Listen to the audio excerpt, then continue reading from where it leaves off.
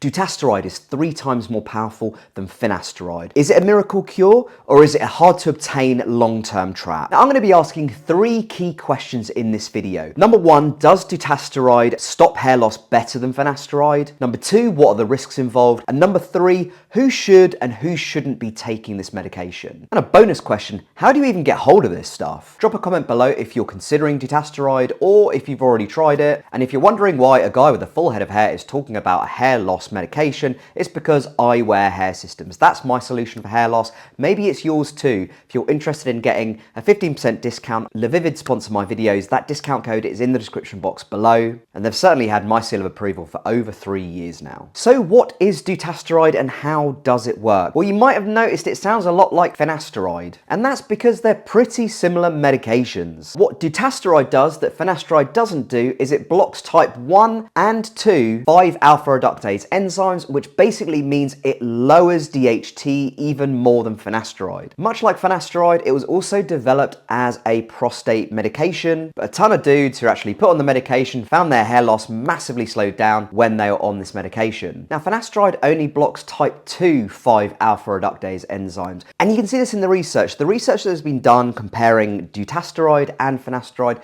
does show that dutasteride blocks up to 98% of DHT in your system, whereas finasteride only blocks about 70 to 75%. With dutasteride, the science seems to indicate that it actually works quicker, and that might just be because it blocks a higher level of DHT in your system. Now, this all sounds great, but you might be asking yourself, why aren't more people taking this medication? Well, there's a number of reasons behind this. Number 1, it's not FDA approved in the US, and it's certainly not approved in the UK for hair loss. In fact, in the UK, it's only licensed for benign prostatic hyperplasia, which, you guessed it, is a prostate condition. Benign prostatic hyperplasia, otherwise known as BPH, is actually a non-cancerous enlargement of the prostate gland. Now, I've done some research, and is it likely to be approved by the FDA for hair loss anytime soon? Well, no, it's not. The FDA are pretty happy with finasteride, and they're pretty happy with minoxidil moving forward, and it's exactly the same in the UK. I think another thing that they're mindful of as well is the higher side effect risk profile. So some of the more common side effects are like lower libido, fatigue. Some of the more moderate ones are brain fog, and then the severe, the more rare cases,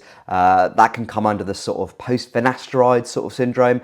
Again, there's not a whole load of sort of science backing that up, so I don't want to speculate about this. I don't want to spark off conspiracy theories or anything like that. It also does have a longer half-life than finasteride. So the half-life is about 5 weeks. So if you're experiencing side effects, you're likely to experience those for a good couple more weeks until the actual medication is fully out of your system. And let me tell you, I was on a medication for something completely unrelated about 3 years ago. The half-life was 2 weeks, and I was suffering really bad side effects. I had to stop the medication, but I was still experiencing those really unpleasant side effects, including peripheral neuropathy, for at least 2 weeks afterwards. And let me tell you, it was absolute hell. And also briefly going back to where on earth you'd even get it from. Well, in the UK, I think it's virtually impossible unless you have some sort of prostate condition where you can get it prescribed by a consultant, and I'm certainly not recommending you do that. In America, I genuinely don't know. I don't live in America, but as it's not FDA approved, you'd probably have to go through some sort of specialist to actually get it prescribed to you. But certainly with the experts in hair loss, they would be much happier prescribing you finasteride, and it sort of seems as if sort of dutasteride is a bit of a last resort for patients for which like finasteride just hasn't worked, or they haven't sort of responded well to it. Who hypothetically could take dutasteride and who hypothetically couldn't take dutasteride if it was easily available, which it isn't? Well, you know, it might be suitable for those who have taken finasteride and just haven't responded to it at all. People who are in the early stages of hair loss, but they're kind of like aggressively losing their hair.